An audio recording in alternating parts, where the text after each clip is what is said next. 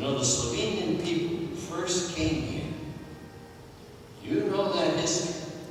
When they came from their homeland, they came here with very little. Their lives were less complicated than ours, but they did great things, even though they did not have that much. Things that we can almost not fathom today. They raised big families. They endured hard times. They went through the Great Depression. They went through wars. And in the midst of all of that, they built a great parish. And they built a great school community to educate their children.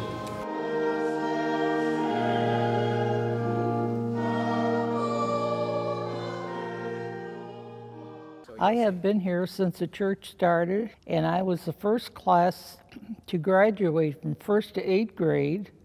I still have friends from 8th grade from when I went to grade school. I have about about 4 of them still living. I don't get to see them often, but when we do talk a lot, together. When I was a little kid, this was all fields. There's Yamnik Meat Market right on the corner where the pizza parlor is. The dry goods store is on the corner where the church used to be. It was a Slovenian parish, but it wasn't dominated Slovenian. No, it was half and half. I mean, the kids were young and they spoke English. Although a lot of the young kids knew how to talk Slovenian. Today, all I know is like dobro jutro, dobro noč, just, like good morning, good night. And another one is, they used to say, pizza salit, go salt yourself. I don't know what that meant. So that's my language of the Slovenians right now. I forgot Slovenian, really. My name is Mary Cook, and I was baptized here in 1930. And I went to school here. My parents, made all my sacraments here, First Communion and then Confirmation, and graduated in the 8th grade from here. Oh, the early days, I remember the church across the street, the wooden church. There was a church on one side and then the school on the other. And it was fun. We just had fun, There were only 35 of us in the class, like from the 1st to the 8th grade. We had fun here. We didn't have really anything. We just played marbles or baseball at recess, But we had great friendships that I still carry on, keep today. I got married here in 1947 in the old church. And it was a beautiful church. It was like a little chapel, and the choir loft was in the back in the corner. And it was the closeness of the people. It was a smaller church, so you knew everybody. He was a kind of, I don't want to say flamboyant kind of guy, but he had a kind of a quiet, regal kind of way that he carried himself. He was there when you needed him, and he was a very hard worker and ambitious, and he was a lot of fun too. And he was very good to the kids. He used to have a truck, and he would take us on picnics on this truck. Then he would rent the gym at Roosevelt School one night a week, and he used to play basketball with us, and he always had cough drops in his mouth. When things had to be done around the church, he was in there digging with them or shoveling the snow at the old church. He never laid back. He was right up there with the people. And he was a wonderful pastor and a very good pastor. We all liked Father Baumbach. He was very good to us, and especially the girls, that sang in the choir and were in the sodality. And he took us on picnics. Those were the Depression days. We didn't get to go very many places, but he would just take us in his car, and then of course he didn't have room for all of us, so the rest of us drove bikes. And he would take us all the way up to Strawberry Lane, up on 91 and Chardon, or other places, but he was nice to us. The Slovenian people at that particular time in 1950, when I entered into the priesthood and Baumbach was the pastor here, I think at that particular time that the Slovenian people really had their high hopes in getting a tremendous parish on the east side of Cleveland starting. And they wanted to get kind of, I think, a fortress kind of parish or a big parish going, and that their sights were set wide and high. Well, he was a very good businessman, and he was instrumental in buying all this land. There was 10 acres here, and I remember him saying, I could buy 10 acres of land across the street for $4,000. And of course, all the parishioners said, yeah, that's a good idea. And he had a rough time because it was Depression, and people couldn't support the church as it should, you know. He needed money for everything, utilities. And I remember the Holy Name members, my dad was one of them. They would go on Saturdays to house collecting. They said, well, Father really needs money. And they were glad to get a quarter. And one day he announced in church that he bought this land across the street where the sisters already lived in the building, and to the right of that building where we are located right now. And we thought, what is with him? What's he spending that money for? And we thought, to waste it on this land. Well, we were kids, we didn't know any better, you know. And look what he got from all this. And he's the one that designed this church, the pattern, the, what do I want to say, the plans for it. But I guess he knew what he was doing, yeah. Mm-hmm. I think it was very important at the time when my kids were going to St. Christine's. We did have a number of religious teachers here from the Order of St. Francis from Lamont, Illinois. They did build that foundation, which we had aspired to also, that we would back them up, and they were backing us up in what we were doing with our children, and that we wanted to have a full foundation for that upbringing. All of our children got a great education. They learned about their faith, they learned about God. It was just a great learning environment for my children. And I think about Karen, my first daughter, who graduated from Euclid High with honors, and the Euclid Journal, it was in the Euclid Journal, they asked her, what do you attribute your scholastic ability? And she said, my background at St. Christine's. We're lucky, very fortunate to come across such a wonderful group of people that were committed to kids. Father Celestic had a wonderful laugh, for one thing, but that's not the most important thing about him. I remember when he had his first Mass back in the 30s, I was just a little kid then. He was one of those sons of the parish in which I grew up, and celebrated his first Mass there. Oh, my mother liked him. Joe Selesnik was a little bit more down to earth, although a little disorganized, but because he tried to do everything himself, I guess. And but he was still, you know, approachable kind of guy. Father Chelo, we used to call him, and Chelo is an abbreviation for Selesnik, quite obviously, but Chelo also means heaven in Slovenian. So he was sort of a symbol of what was to come after our life here. He was a symbol of the heaven that waits all of us. Very cheerful man, but a good pastoral sense, a real good shepherd for his people, and one who built this magnificent church. Father Pike was a very distinguished person, and he came across, probably out of all of them, the most formal, but had a way of just talking to you, touching you. His homilies were wonderful. The parish at that time was much, I would say, was much more ethnic. He played into that ethnicity, but also at the same time invited families that might not have been as Slovenian, felt very comfortable here. He was very down to earth. He spent many days during the Christmas season at our home and would play Atari with our kids and go out to his brother's home and plant trees. I mean, he was a really down to earth guy, really down to earth person. A very gentle person, was sort of introverted, but had a very strong love for the elderly. He communicated very well with them. We started the renewal program, trying to get the parish, the people more united together through something like that, through a religious program. He really wanted people to spend time here. You know, he didn't always concentrate on how much money you could give to the parish, but how much of your time could you give to the parish and work with other people. That was a big thing in his, basically in his life. Father Pike was the one who established the whole idea that the parish has to work together.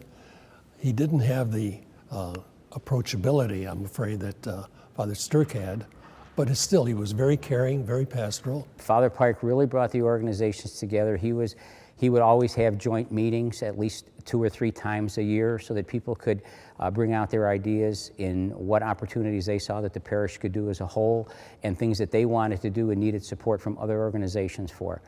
Even though we had different goals, we worked together. Holy Name, Our Ladies Guild, Booster Club, PTU always worked together for any of the opportunities that were going on here.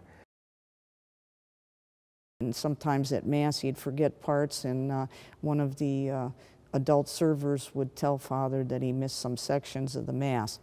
And finally he had to give up being an active priest.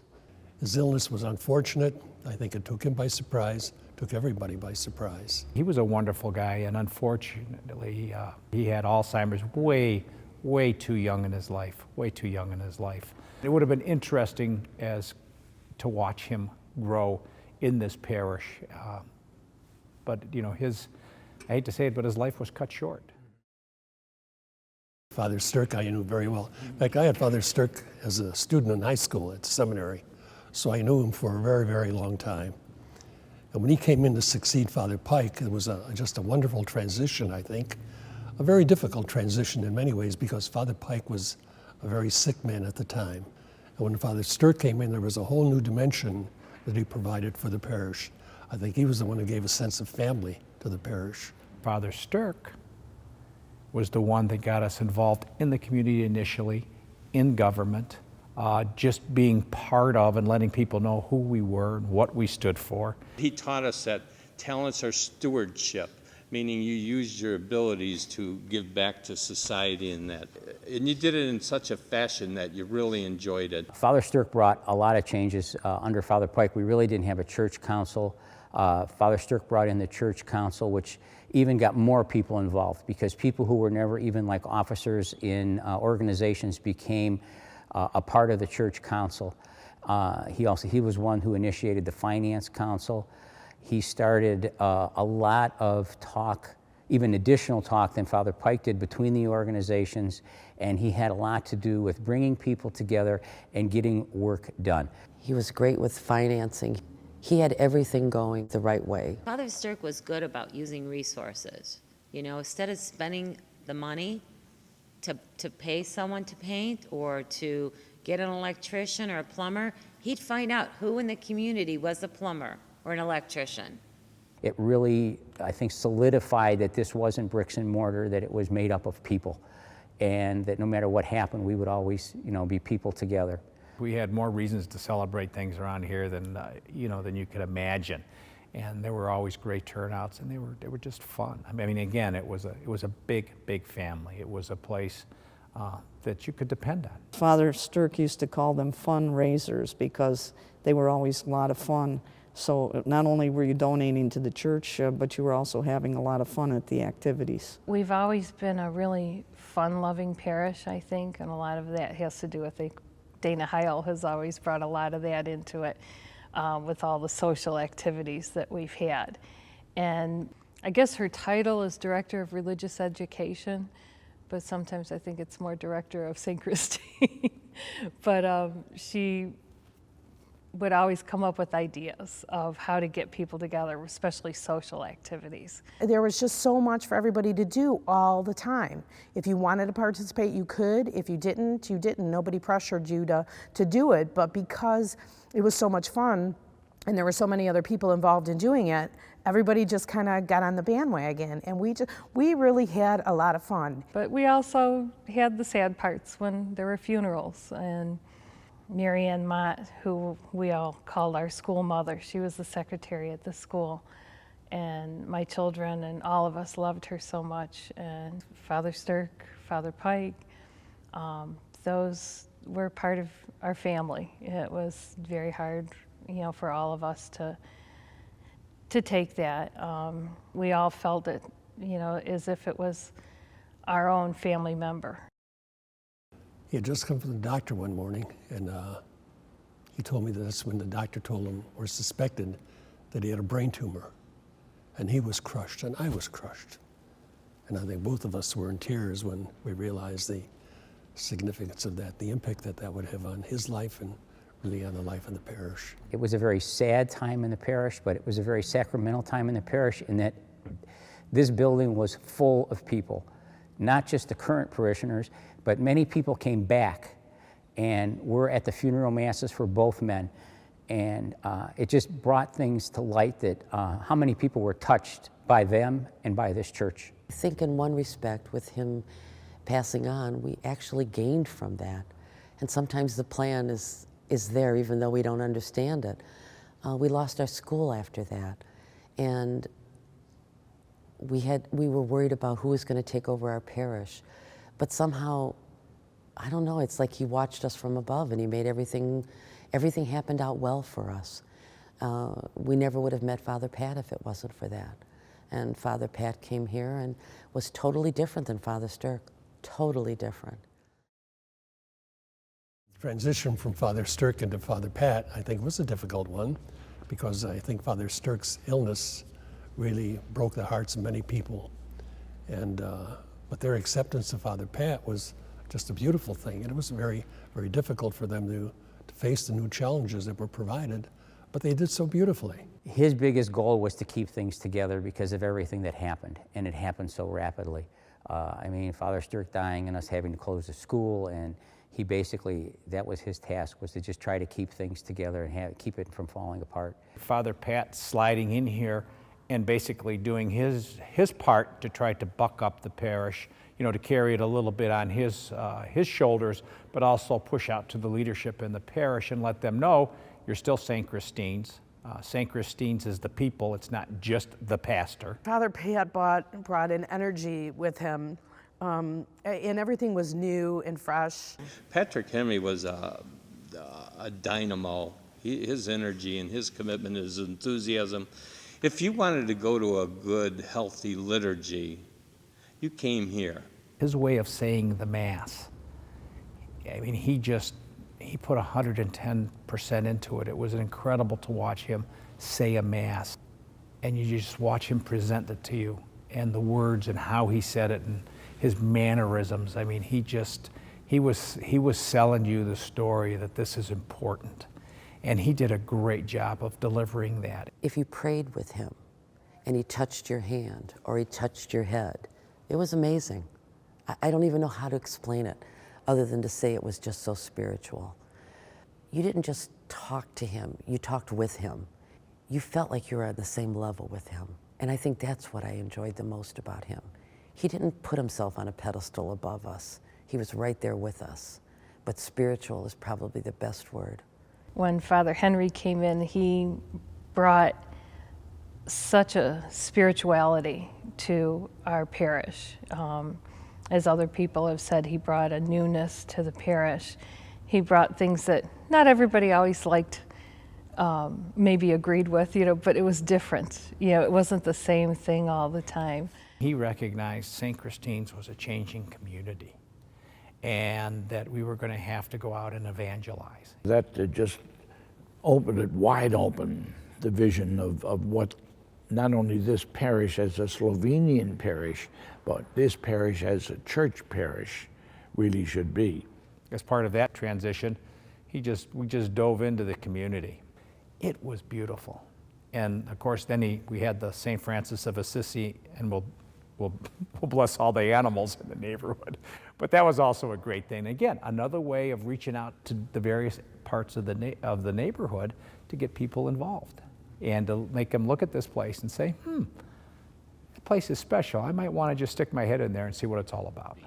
In the words of Father Henry, there was a day when this church filled the pews every Sunday, when its children studied in the parish school.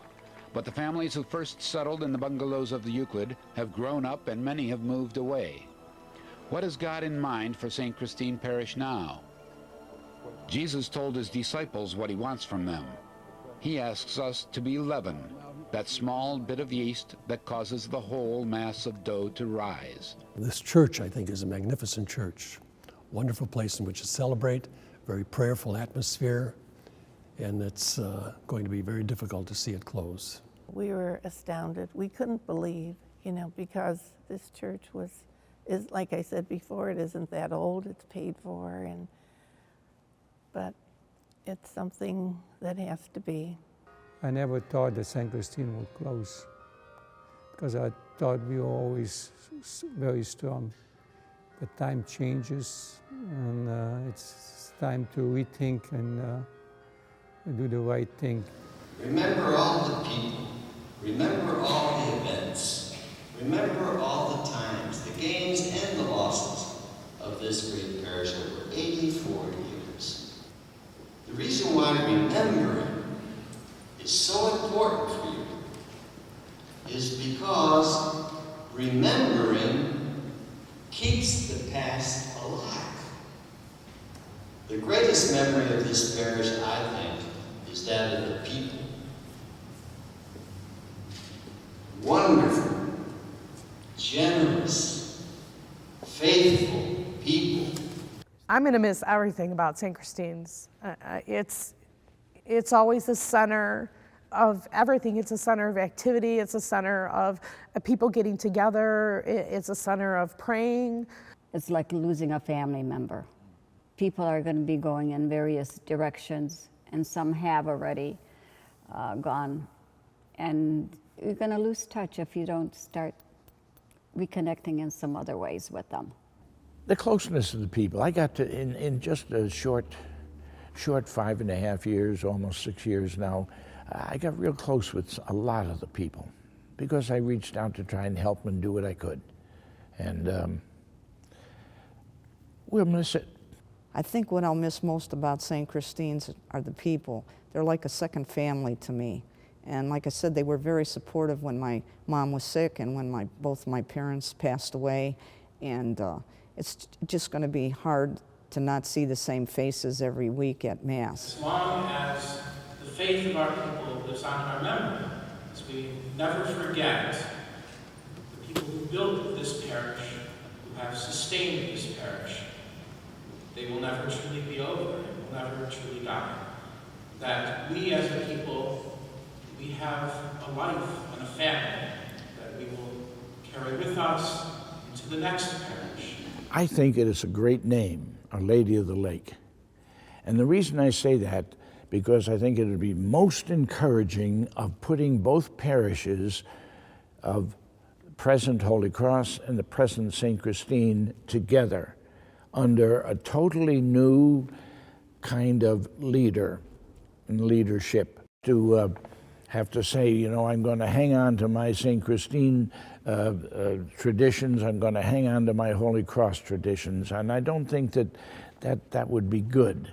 And this way, you don't have to worry about them. I mean, we're going to create new traditions because we have a new name. So in going over into Our Lady of the Lake, I think the people of St. Christine's are going to be able to contribute a beautiful sense of openness, friendliness, and warmth that is going to be a good reflection on the faith for the entire parish. I think we're going to bring to them the hard work, the love of the church, the love of the community, and the closeness. And I really want to see that happen over there. They're going to get a group of people that's willing to work hard and is not afraid to challenge anything and to get things done. We've been through some very hard times. We've been through 2 pastors dying within a month of each other, having to close our school, having to sell our building, and we've always come out of it very high-spirited. I think they're going to get an influx of energy and an influx of new life, because St. Christine's is a happening place with happening people, and we're just going to go down there and try and inject some life into there. We're going to do what we do. We're going to bring our ideas, and I think the one thing that we understand in the Euclid community is that you don't have a pat hand. Just because we've combined doesn't mean that we're going to stay open. that we have to be able to provide something special, that we have to step out of the box. We can't plan on doing it the same way.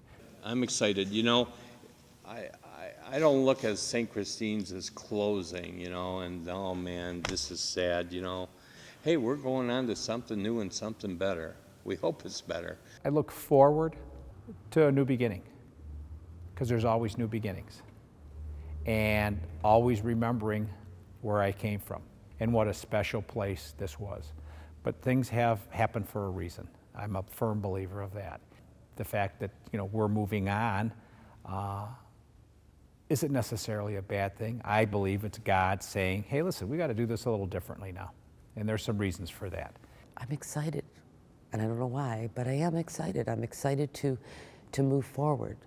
And maybe it is just because we have to, because we can't go back. But with everything that we learned here, and the priests that we were close with, and the priests that taught us, we should be able to go anywhere. And Bishop Lennon said, we are better than any building. We as a family will be better than any building made. So we should be able to move on, and everything should be fine. And that's what I pray for. I think it will be. It's not bricks and mortar, and I know that the people that go on to the new church will take that with them, and they'll make that church not just bricks and mortar. I'm hoping that that can stay together, that will continue on. Yeah, this church's building is going to close, but I think St. Christine's will be in our life forever.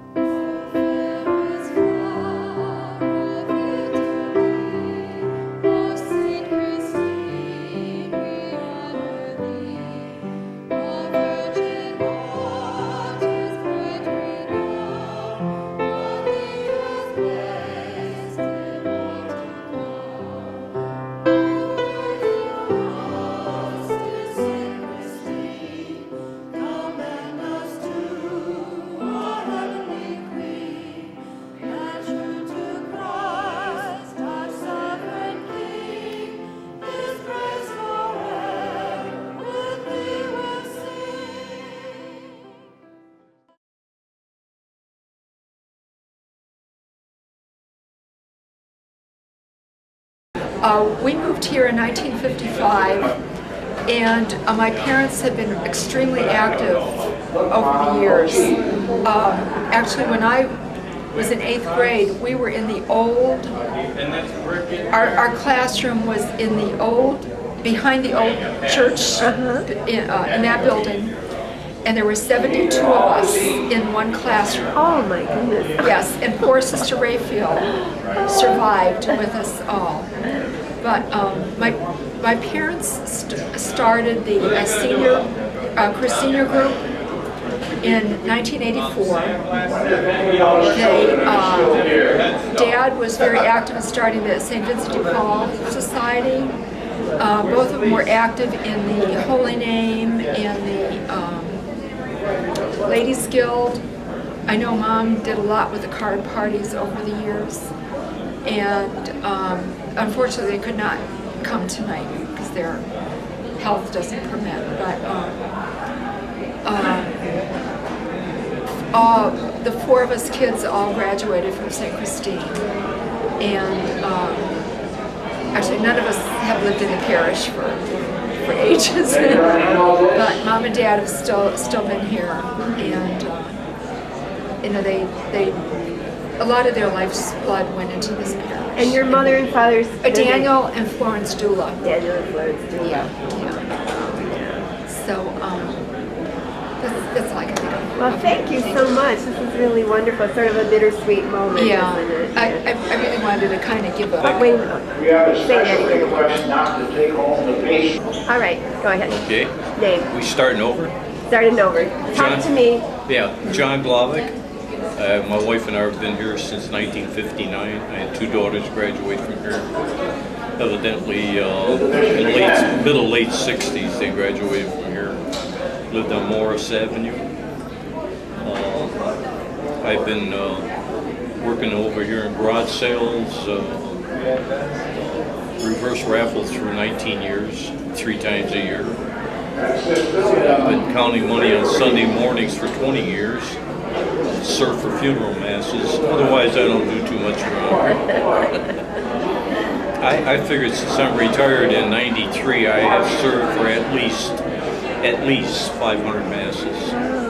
That's a lot of people that are gone. And what hurts is you lost a lot of them were very close friends. Including my wife. She died in 2003, and that should be a good friend. But life's a little different. Now it's going to be different again. I'll probably go to St. Felicitas because it does make sense to drive past St. Felicitas and St. Williams and St. Roberts to go to Holy Cross. So I'll go there, and my daughters belong to St. Felicitas, pretty active there. They're both ministers. So that's about it. But you had a great investment here in St. Christine. Well, yeah, actually December 5th will be 50 years. Well, we'll still be here on December 5th, right? Yeah. Not much longer though. I went to school, kindergarten and grade school with Father Pike's brother. He just died last August. His brother did? Very good friend. I played accordions in Father Pike's house when he was just Frankie. Oh, wow. So he was the pastor here when you were here too, right? Yeah. So how many pastors have you been through? Oh, not that many really.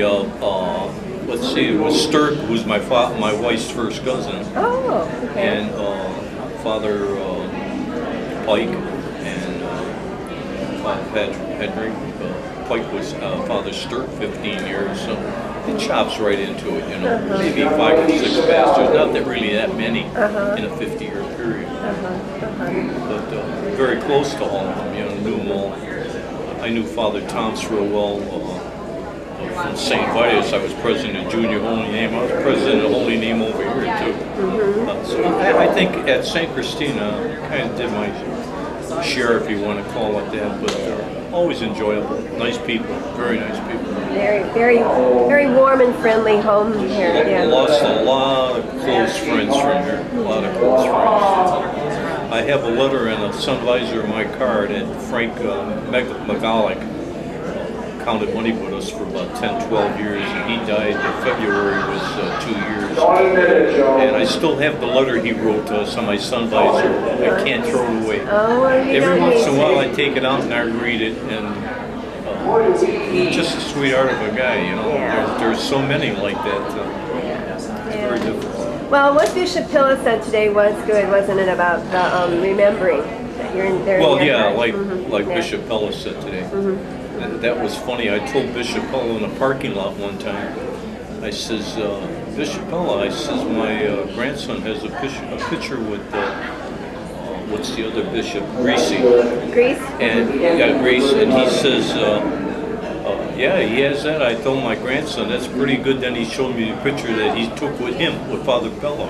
So he's trying to tell me, that's not like who I got. That's great. But very good. I've been in the parish for about 7 years. Sarah? I'm Sarah. Tell me. I'm Sarah and I've been in the parish. As long as since you were born. Over 6 years now. I am Emily Adams and I've been in the parish for 7 years. Okay, great. Okay, and tell us something about the parish, what you liked about it, why you're here, how you feel about it closing. One of the things that I really remember is just how welcome we feel, how much at home we felt. And a big example of it was when Sarah was baptized. Father Pat did her baptism, and we were still relatively new to the church. We'd only been here about a year or so.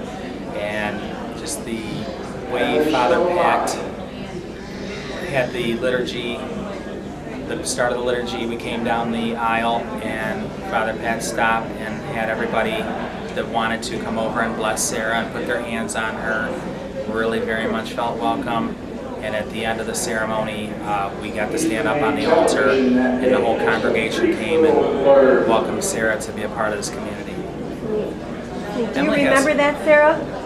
I think I remember putting a cross on your forehead. Yeah. Sarah, what do you like about St. Christine's Church?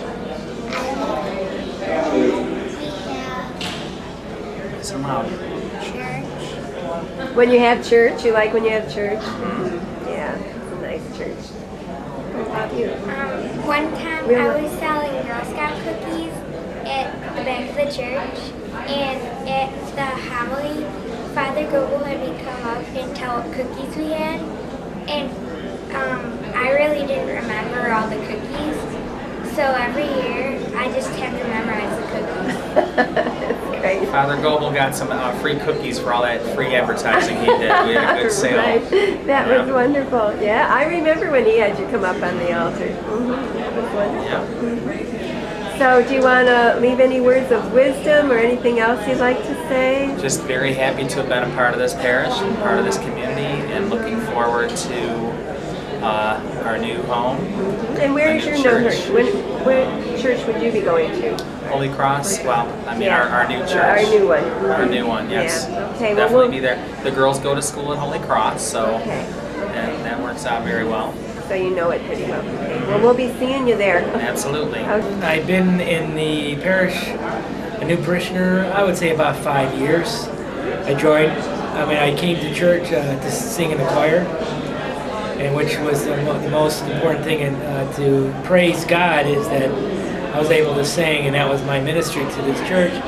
And I'm very active in the church. I'm in a Holy Name. I'm one of the officers in the Holy Name Society. I'm one of the youngest members that I'm going to try to strive to continue on at the church and see if we can get it bigger and get the youth involved and start up a new program for our Junior Holy Name Society and get it off the ground at our new parish.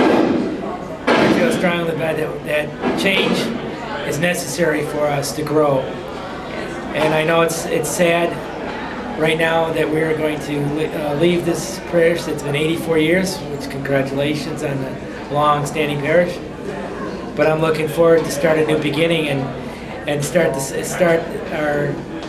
history again and make our new parish long-lasting and have the same family atmosphere that we had at this church, and try to get it over to that church and try to grow as a parish. And I feel that we need family. We need everyone to be strong and to take care. That's something many people brought up so far about how warm and friendly it was here and family-like. I had a reason for I've been away from church for a long time, since my mom passed away 17 years ago, and I lost faith. I left the church. I was actually mad at God. I was mad at church. But if it wasn't for the parishioners at St. Christine, especially a few, I don't want to name names, but there was a few people that were in the choir that told us to come to church and check it out. We came to church and we saw Father Goebel, that we haven't seen since my other church I went to. I felt right at home. I felt that I felt something that this church that I never felt before, and I felt that that this is where I'm going to be. And I've been to church gone to church every day, every Sunday. I haven't missed it. A few times I missed them. I can't. But I've never, my faith grew, and I came back to church because of this church, because of this family. How they open arms. They didn't even know me.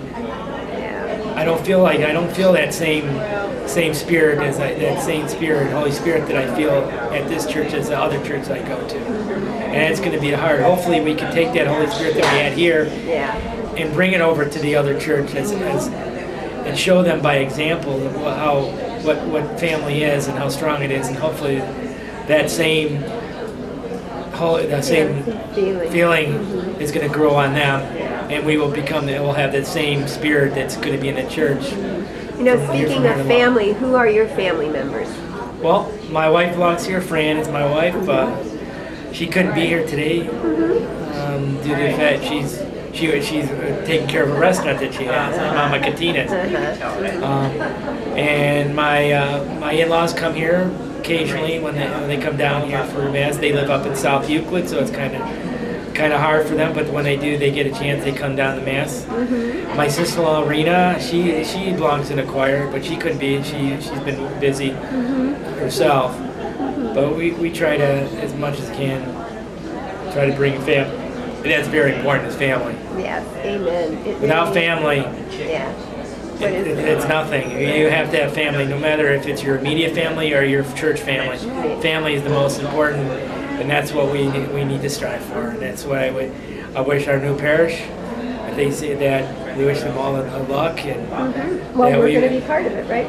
But I'm going to be there, Yeah. and I'll be right there to help you, whatever you need to help. And then I'm going to do the best I can, and hopefully we can grow together.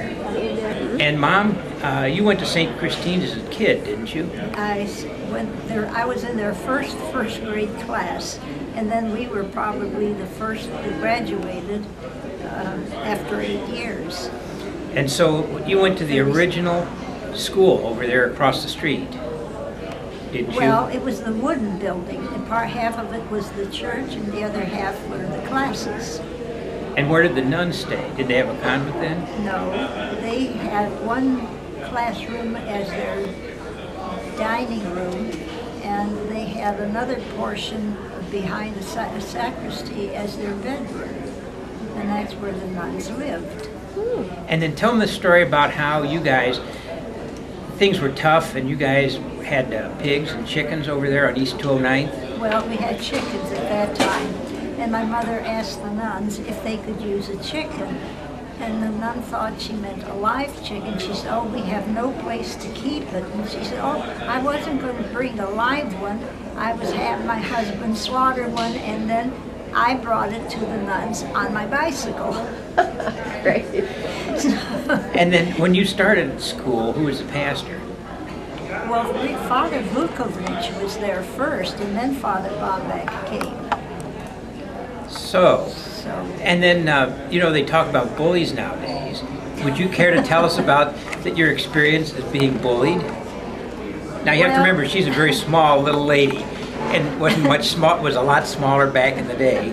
Well, go ahead and tell the story. Well, there was this one kid, he kept picking on the little kids. And one day he was tormenting one, and I got mad, and I hit him and knocked him down. And he went home crying, and then the next day the mother came and to school. To the school to complain that I hit her little boy, Jimmy. And he was your age, wasn't he? Oh, yeah. And I says, and if he teases me again, I'll hit him again. So that was that. So anyway, that was it back in the 20s. And oh, yeah. Yeah. I started in 28. So And I graduated in 36. And we brought a picture in from 1936. Would you like me to show it to you? Oh, sure. Let's see if we can get a shot of that. Just bring it up. Let me see if I can get this down over here. There we go. Bring it. This doesn't go down. Let me see if I can bring it. There you go.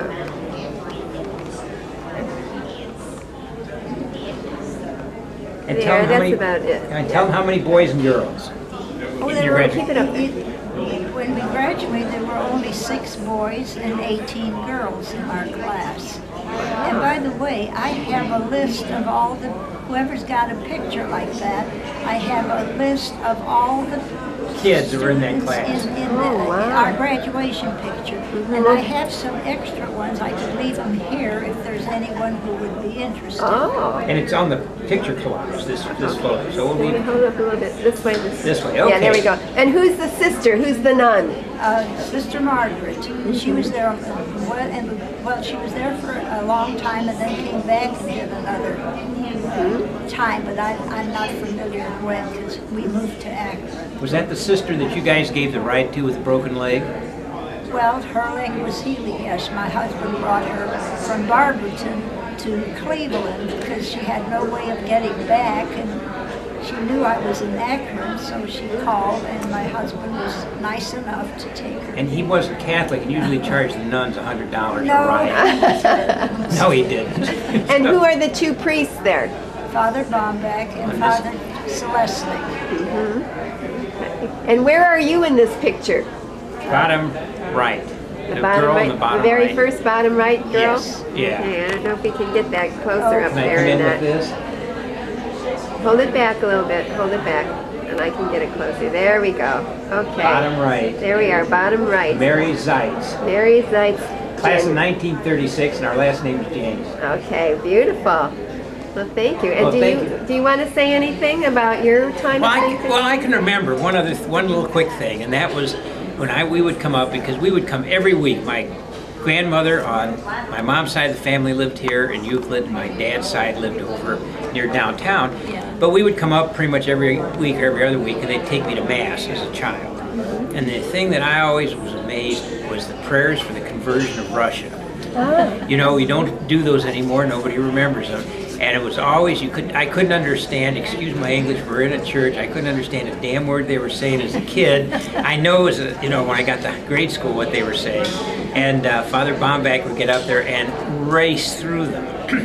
And we'd get the conversion of Russia prayers out of the way, and we'd get out, and that old building squeaked as the people came out of the church side and into the hallway where the classrooms were. As a kid, I'm not an engineer, but I was always interested in mechanical things. I was convinced that thing was going to cave in. So thank God it didn't. Thank God it didn't. So anyway, so that's and just a lot of stuff. Her mother's funeral. Yeah. Was here. Yes. Was here. Yes. And how long ago was that? My mother died in 78 and my husband in 79. I've been in Paris. I graduated from this class, 1939, from St Christine School. I've been, prior to that, 1934, we joined this parish. And I've been a member off and on, intermittent, because I'd been in the service. But I came back in 1962 when I was married. And one story I remember the best is I was a altar boy with Father Bombach. Father Bombach, being a little short man, I was tall. When we were in the 8th grade, he cast us aside. No more, my twin brother and I, right? But I remember his, Father Bombach, from when we had weddings. What did you tell him? When we had a wedding, good? the altar boys would then take his robe and go to the entrance of the church. And when the bride and groom came in, they gave us money for service. But Father Bombach, being the script he was, right, would take the envelope and then he would meter out what he thought was what we deserved. But I remember that, Father Bombach. He was really a banker, a good priest, but a real banker. Wonderful. Yeah. Wonderful. So you've been in this parish how many years? 34, did you say? It started in 1934. Oh. Then I went into service in 1943. And then after the service, I was here again until I got married in 1952. And then I resided in St. Vitus Parish. I married a Slovenian girl from that parish. And I stayed there until 1962. Then I moved back in here. I live on 223, 925 East 223rd. Across the street from the old St. Christine's Church. And playground. And my kids, my kids all went to school here. Oh, how wonderful. My daughter and 3 sons. So who was the pastor then when you came back in 62? The pastor was Father Bombach. Oh, Father Bombach, okay. And he passed away the next year. Okay, and then who came after that? Then it was Father Chelesnik. And then who? So you've been through several pastors here. And then after Father Chelesnik was Father Pike, and Father Sturk, and then Henry, Patrick Henry, and now our present one is Father Smith. Well, so you've been through a lot of pastors. Yes. Yeah. I'm an old, how you say, I'm as old as, almost 1 year older than this parish. Wow. Wow. Well, you're like the co-pastor here. Not quite, but I am an usher. I'm an usher at the church. Well, I appreciate it very much because I'm just a new member here. Oh, you are? Yeah, I've just been here since 2003. Oh, yeah. What's your name? Tria O'Malley. Oh, Yeah. O'Malley, okay. Yeah. My name's Hermie. Hermie. And do you have other family members here, Mr. Hermie? I have my wife Uh-huh. here, and then all my kids are gone, but my daughter's in Minneapolis, and my 3 sons are living in Lake County. Neat. And my daughter was here, and she was co-valedictorian of her class. She made bragging, I may be bragging about my daughter, throughout her whole scholastic career, and this is college, she had 1 A-, and all the rest were A's. Oh, wow. She went to Regina High School, took 3 honors classes, and came out with a 4.667 average. That was her grade point average. Great family life. Great. Is there anything else you'd like to say about St. Christine's, or anything, or any feelings you're having, or anything else before we close this up? No, it's been a real experience for me. Really, I hold it dear to my heart all the rest of my life. I joined this church in 1964, so it is 45 years I'm a member here. And when we moved here on East 216th Street, there were 5 of us in the family. My husband Clarence and myself, Wanda Bessel, and my children, Richard, Diane, and Terry Ann. Wow, there's so many memories here of the church. My youngest daughter made her first communion here.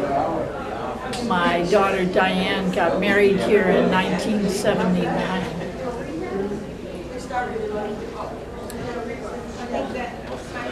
This is sad. Yes, yes. My mother, who wasn't a member here, was buried from here, and my mother-in-law, who wasn't a member, was buried from here. And of course, when my husband died in 1988, he was buried from here. I'm sorry. No, that's all right. It's very emotional. This is very emotional. It's like letting go of something that's very close and important to us. But I just love Father Goebel. He's fabulous. And Father Henry. I had him over for supper on the 15th anniversary of my husband's death. Oh. I didn't even tell him that. Oh. But I had him over to the house. He was great. He was absolutely great to me when my sister died, and my sister was buried from here. She lived in Alliance when she died. And I went to Holy Cross just a week ago to the Genesis, I think is the name of that. Generations of Faith. The senior group. And they treated us just royally. Al and I went. They treated us just great. Father Melty and Sister Kathleen. Yes. So I had my doubts about even wanting to go there because of the facility. So hard for making the steps and the parking and all of that, but they changed my mind. They were so good to us. I'm John Zeitz. And Uncle John, this is my uncle, John Zeitz. And how long have you been going to St. Christine's? I was baptized in 1928. So you've been here a few years? A few, yes. And so when we were out in the hallway, you found a very interesting thing in one of the scrapbooks. A receipt for $5 that my father gave to the church in 1926. Which is a ton of money back then. Right, then there it was. Oh, yeah. That's yeah. like $100 today. I was surprised when I saw it. Well, tell us a little bit about what your experience at St. Paul's grade school was like. Not St. Paul's, that's the parish I go to, but St. Christine's. Well, we used to walk here. It would take, depending on the weather, it was a nice day, you could make it in 10 minutes from where I lived, taking all the shortcuts to the big open fields we had. And that was East 209th to over here to East 227th. 209 out the later. the old church across the street. And if you had a bicycle, you made it quicker. And did they serve hot lunches? No, we brown bagged it. Oh, did you? Yes, indeed. And so you've been here a long time, and you had how many children? We had 6. One just passed away. Oh, I'm sorry. Cindy, the youngest daughter. And just this week. Oh, I'm so sorry. That's hard. Yeah. But they were all baptized here. All of them, right. Oh, wow. And you were one of the holy mowers. Correct. Would tell us about that a little bit. Well, there were 6 of us when I started. A little bit louder. There were 6 of us when I started out. I was the third oldest. When we quit, I was the youngest. There was only 2 of us. And so you guys mowed all summer long, kept the weeds out of the flower beds and the like? We had, Mary McClavick took care of the flowers. And the rest of it, she told us if she wanted something cut out or whatever.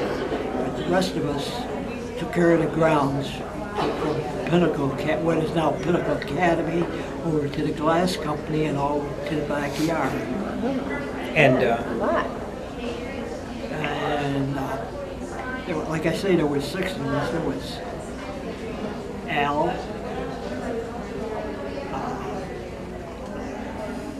Al Russ, Bob Engel, Joe Farrar, Dennis Billick, Louis Jaron, and myself. I broke up when Louis passed away first, and then Joe, who was the front man, he passed away. Then we sort of broke away. But when we finally left, it was just Al and I. And one last thing, if I could mention, and that they had a sister that went to St. Christine's too, Peggy Smirky, and she passed away in 02, and was baptized and attended St. Christine School, and was an usher in the church. Right, she ushered in the church. And I would fill in for her when she'd go to California to visit her children. And now he lives on Tracy, and Peg, when she was still alive, lived on Tracy, right around the corner, close to the church, in easy walking distance. Well, she would drive, I would walk. Yeah, and she was one house, 2 houses in, and he was about 20. So, but that's how it always worked. I was born and raised here, baptized in 1939 here at St. Christine. Made all my sacraments here, married my husband here. Our 5 children were baptized here and graduated from St. Christine School as I was. We just celebrated our 45th anniversary in April here at St. Christine because we didn't want to wait knowing the church was closing. And I have made many good friends here, and it's very, very heartbreaking for me. Yeah, quite an investment of your whole life. It is. How many pastors were here since you were here? Father Bombeck, and then all the way through, I can't count, but yeah, Father Bombeck. And he would not call me Janet because he told me he baptized me Angela, which is my second name. So one time he called me Angela, and I said, "My name's Janet. I baptized you." So that's it, you know. Yeah, those are great stories, though. Those are great memories, aren't they? And going to miss the church very much because I feel, they say the church is just a building.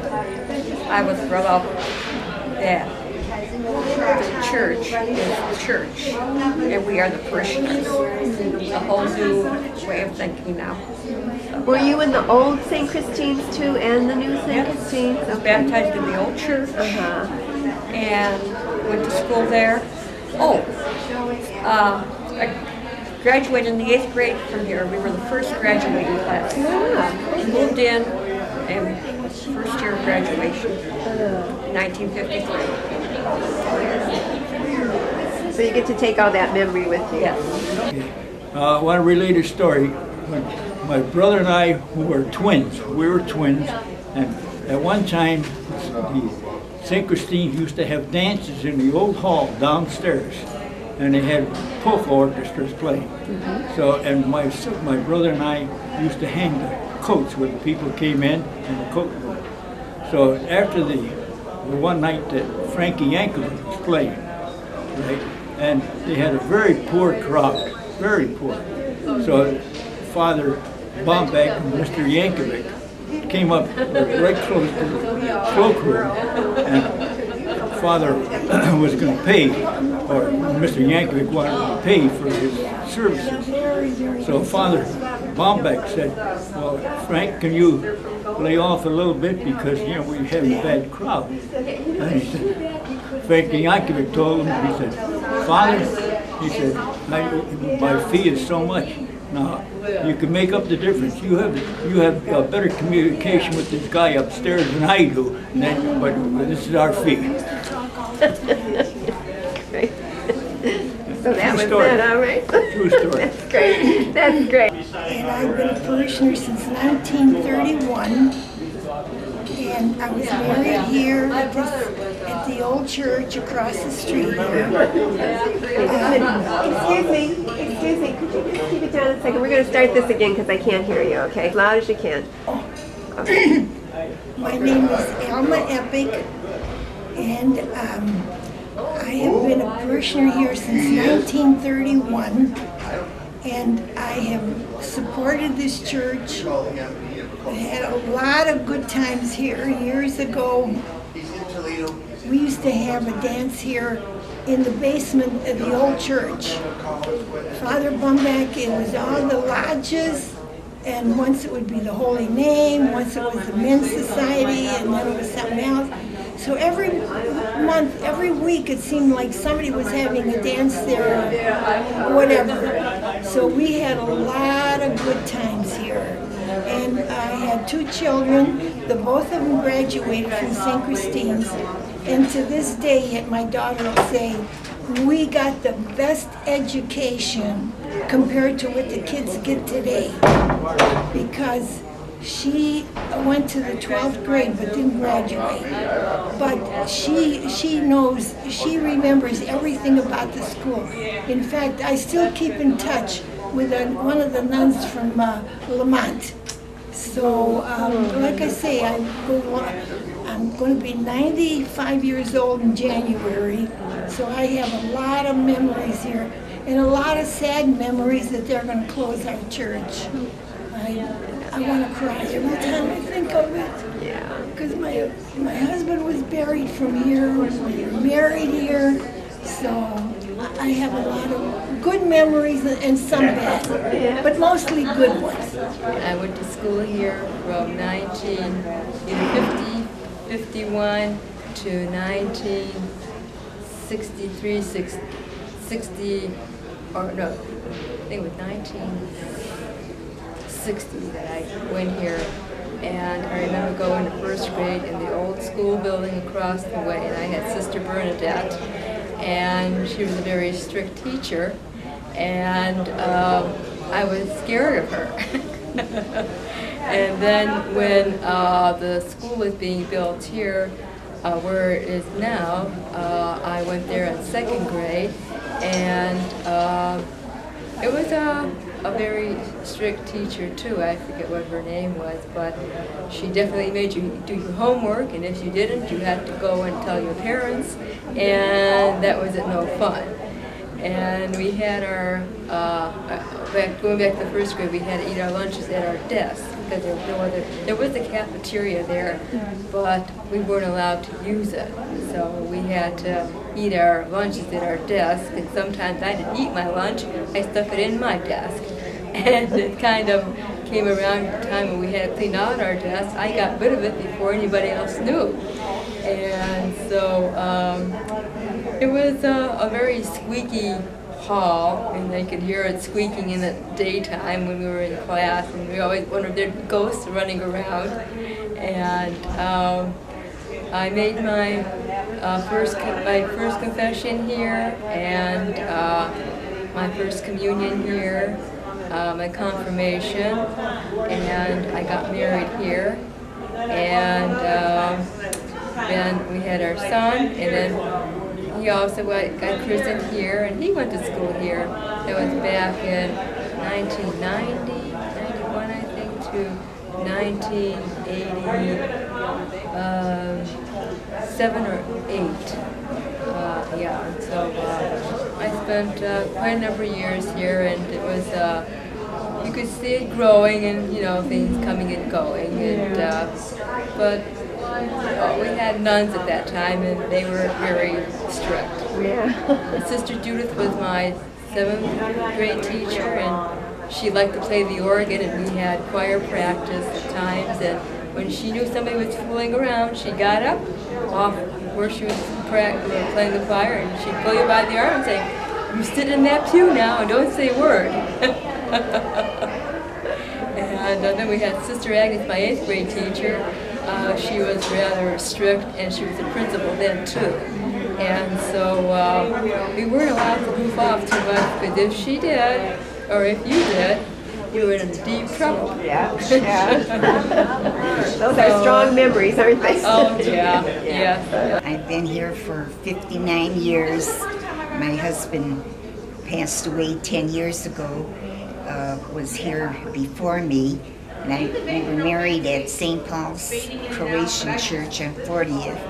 And immediately after we came to St. Christine, and that's been 59 years ago, where 10 of my 11 children went to school there, except one who had to go to special ed, but she wanted to go to St. Christine. And even the nuns here at St. Christine said they were willing to teach her separately, but I said, no, they have enough problems teaching a regular class. I didn't want them to go into anything more. Plus, all my boys are into sports. My husband was president of the Booster Club for many years, and my daughter was a cheerleader, and that's about it. I enjoyed being here at St. Christine all these years. So you lived through a lot of pastors, right? Who was your first pastor here? Father Bombeck? Father Bombeck. Okay. Right, so you went through all of them all the way up to... right, Father Selesnik. Great, wonderful. Father Sturk was here, Father Hubbard. And then there was another one, I can't think of his name, that went to Youngstown. Oh. Okay. Yeah. Great, wonderful. Would you like to go in here? Sure. Tell us your name, etc. My name is Barbara Spellbar, and I'm one like my mom's.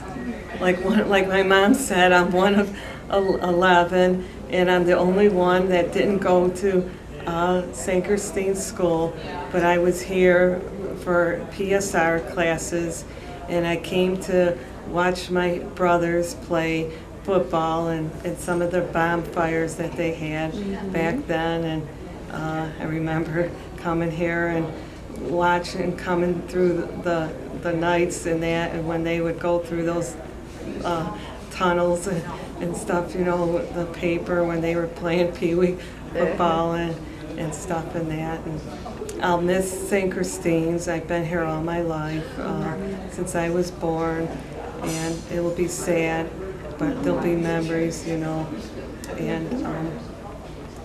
hate to see it go. But Do either one of you have something that's really special that pops into your mind when you think about St. Christine, maybe something very special at all?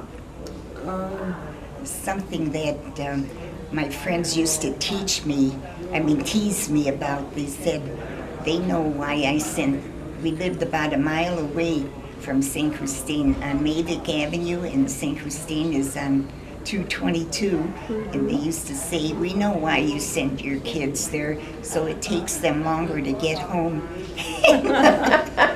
longer to get there, so. But it was a worry that they did, but we had so many going together at the same time, they watched each other. Yeah. Maybe they would fight on the way, but I never saw it. Yeah, got it out before they got home. Right. And anyway, one occasion though was when one of them was crossing Babbitt Road, they said they almost got hit by a car, and one of them did, but it wasn't his fault. But he had a little accident. Oh, wow. Well, thank God you saved him, right? Right. Yeah, and did you have one, Barbara? I had it and I lost it. Well, that's okay. I just, want to say that, that I'll miss it. And, I remember what it was now. My mom, she used to, I don't know what her job title was way back many years ago, but I remember her being the lady in charge with the milk money, and that, when people would give her the money. And I remember this one family that had a lot of kids, and I always seen their name out in that for many years, So you really worked in the school then too, huh? You helped out at the luncheon, in the luncheon program. Yeah, that's a big job. They can't do Right, it. The yeah. nuns couldn't do it without you, I'm sure. I forgot about that. Yeah. Well, thank you both very much. Sure, thank you. I've been in the parish since December of 1959, December. And I wasn't going to make the video, but we love the people here so much. I wanted to have an opportunity to thank them, especially when my parents passed away. They were so supportive, and it's like a family here. And we're really going to miss it. We're brokenhearted that they're closing. But we just wanted to have the opportunity to thank everyone for all the support they've given us over the years, and to tell them that we love them and we'll be praying for them wherever we go. Wherever we and go. hope we meet in heaven. Yeah. And I also especially wanted to give credit to the sisters who taught here. Sister Mary Edwardine was a very big influence on my life throughout the years. And also Father Bambach, I got to know him quite well. I was helping Sister Edwardine clean in the old church. She was a sacristan, and I would help her. And also got to know Mrs. Vidmar, who used to be the cook at the rectory for Father Bambach. And I wanted to mention the other priest that was there, but now I can't think of his name now that I need to know. Father Rosinek, yes, and he was very kind too. And all of the priests, especially Father Goebel, he's been wonderful. And Father Sturk, we were very fond of him too. And various priests over the years have been so helpful and so supportive. But I really wanted to thank everyone for all the support they gave us, especially when my mom passed away and when she was sick. She was sick for several years with cancer, and we wouldn't have made it through if it wasn't for God and the people here and the assistance of the nurses and doctors from hospice. So, but mainly I wanted to thank everyone from St. Christine's for being so kind to us all over the years. That's beautiful. And also another influence, I have to put a plug in for a deceased friend of mine, Mrs. Ann Piernot, who was a very big influence. She was like a second mother to me, and so I wanted to mention her also. Stopped by. Pardon? Her husband. Oh no, he passed away years ago. Oh, okay. Too. Yeah. Maybe it was someone else, but yes, they both are with God, but very dear people. They were like a second family to me, so I wanted to mention her also. She's one of the Petitza ladies over the years. Oh, okay. So she was very active here, and my parents too were very active. I should mention that too. Yes. My dad was in the choir, and for many years, and my mother worked at the school library for more than 20 some years, I believe. So, but I just want to thank you for the opportunity, and to thank everyone, and to tell them to be in our thoughts and prayers, no matter what happens. So we love them, and God bless them. Thank you. Thank you so much. Thanks for 65. And I guess the church was just built a year. And about 4 or 5 years later, maybe a little longer than that, Father Pike, when Father Pike was here, he said he would give $50 to any of the kids that was going to Catholic high school. And that way I started Clean the Church. That was in, I have to think now when that was in. I had it down there. You must have had all your kids here, right? Yes, I had all my children go to school here. So how old were you when you had the youngest? Who was the youngest at the time? Patrick was the youngest, yeah. Do you remember how old you were when you had him? I was 40. I was 40. Oh, 40, okay. Yeah. But I came up cleaning the church then, right after that, and that was in, I had it on the tip of my tongue, I can't think of it. I think we did. Now That was over 30 years ago, so you can do the math yourself. Now, were you part of like the altar society that actually cleaned the church? Yes, and we're still cleaning the church today. Okay, because my grandmother, Anna Chuck, I think she was an altar society member. Well, that wasn't the altar society. We're just strictly the cleaners. Oh, okay. Yeah, those Mamie Coco and Dorothy Gladdick and myself started off. Then Dorothy had to leave because she had a new grandson, so she had to babysit.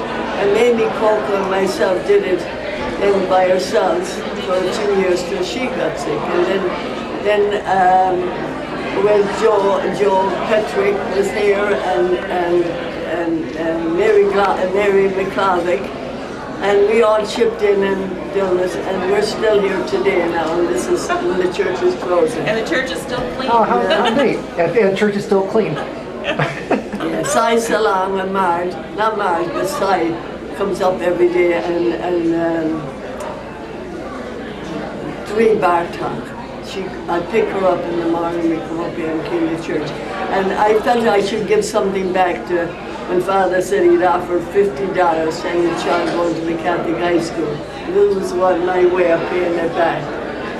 That's nice.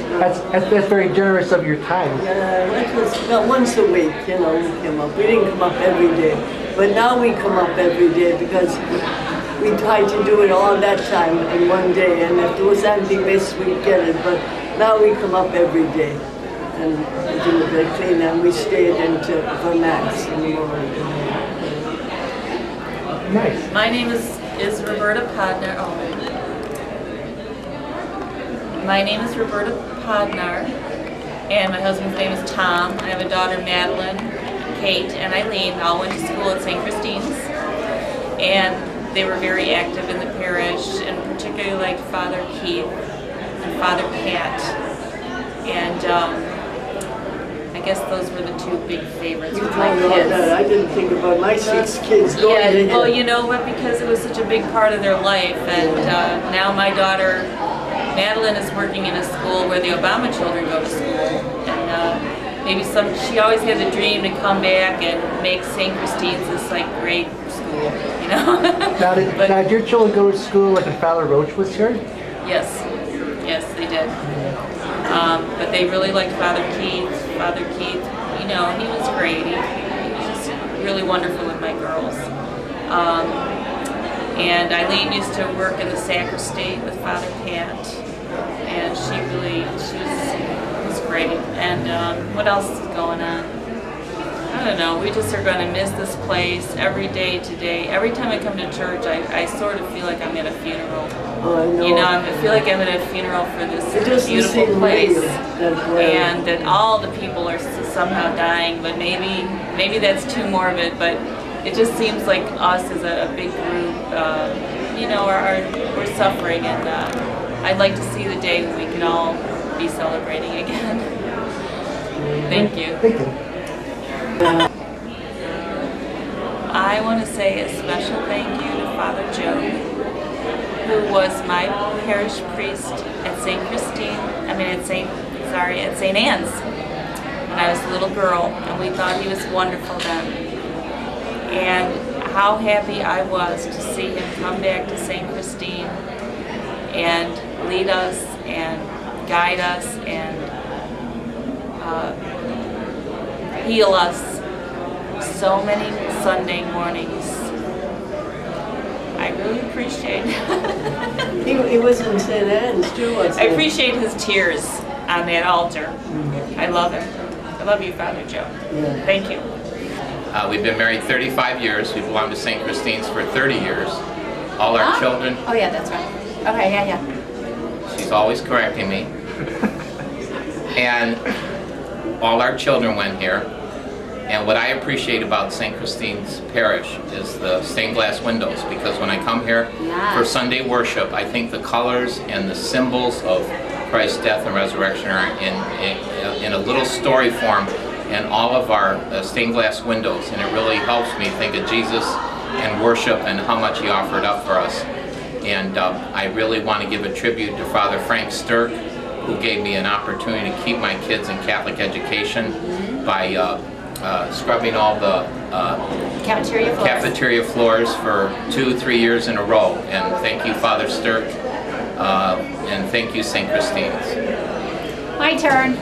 Your turn.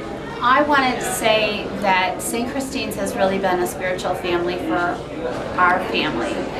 And one of the things that I loved about being here is that all of our children went to St. Christine's School, and I loved all the teachers, I loved the principals, I loved the teachers, I loved the atmosphere, and I just felt that our kids felt very safe and loved and well educated.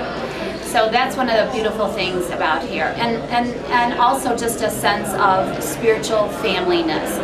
Just the Mardi Gras and the school picnics and the breakfast in Bethlehem, the mass, the polka masses, just the lots of things that we did for kids. Beach day, and they used to have families that you'd belong to in the school, the plays, donuts, everything. It was just, it has been a wonderful experience for Bob and I, and we will definitely miss this community. So I want to say, thank you. Thank you from the bottom of our hearts for making this parish and this school a home for the last 30 years. And we have three children that went to this school, Mark, Adam, and Joel. And three of them graduated here. Our grandchildren were baptized here, Alexis and Braden. So we have a lot of nice memories at St. Christine's. Mark coached basketball here, and he also cooked for the parish meals and a lot of other great activities. We will always keep those deep in our heart. We love this church, and we love all the people. Everybody's very warm, but we are open-minded, and we're hoping for the best in our new parish with Holy Cross. I encourage everybody to feel the same way. I think it's a great honor to be a member of St. Christine's Parish. It really was all about all the different people that you've come to know and appreciate from all different walks of life here, the young and the old. That really was the fabric of our parish. All of our kids were baptized here, and all of our kids made their first communions here, and Norb and Eric were fortunate enough to be confirmed here. Chris and I were married on December 7th of 1991. And always enjoyed all the parish picnics, the parades led, of course, by our good friend Joe Petrick, all the many school functions that our kids were able to participate in, because all of them did go to school there until the time of the closing. The super group of teachers that really created a great foundation for our kids as they've gone through school right now. So. Just really a lot of great memories, from Father Sturk to Father Henry to Father Smith to Father Goebel, all good men with a lot of integrity who I think were just the right guys at the right time for our parish. And to be completely honest with you, I'll certainly miss the church and all the people that have been associated with it.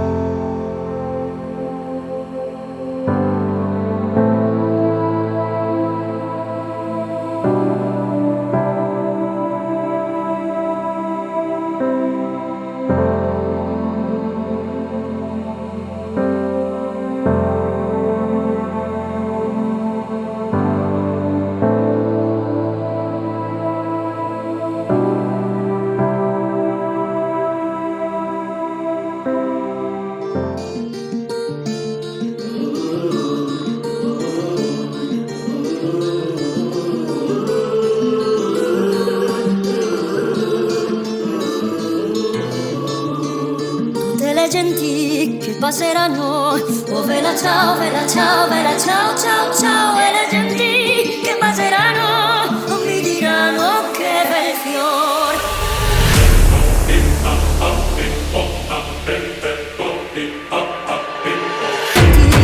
Passeranno, oh vela ciao, vela ciao, vela ciao, ciao, ciao. E le genti che passeranno non mi diranno che bel fior.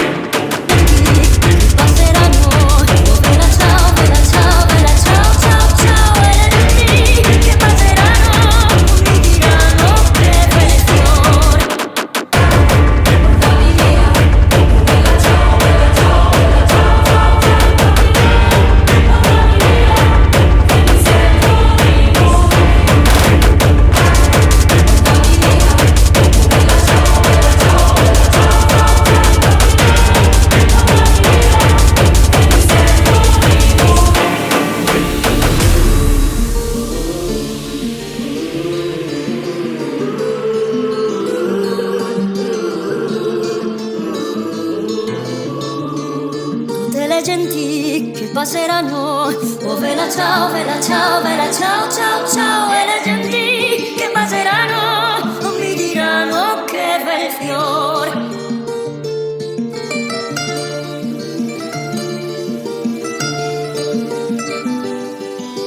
Tutte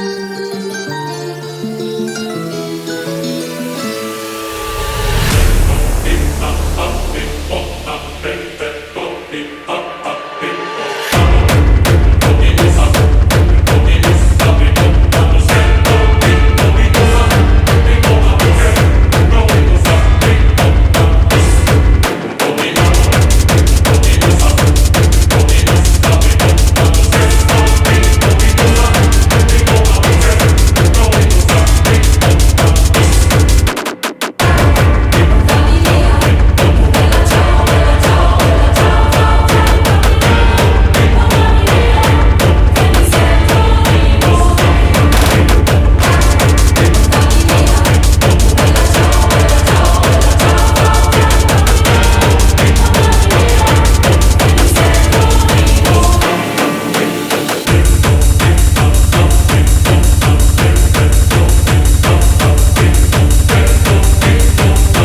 le genti che passeranno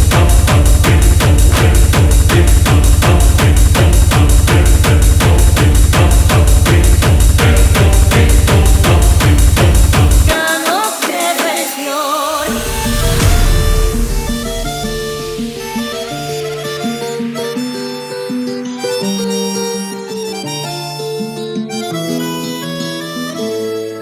Questo è il fiore del partigiano, oh vela ciao, vela ciao, vela ciao, ciao, ciao. E questo è il fiore del partigiano morto per la libertà. Tutte le genti che passeranno, oh vela ciao, vela ciao, vela ciao, ciao, ciao. E le genti che passeranno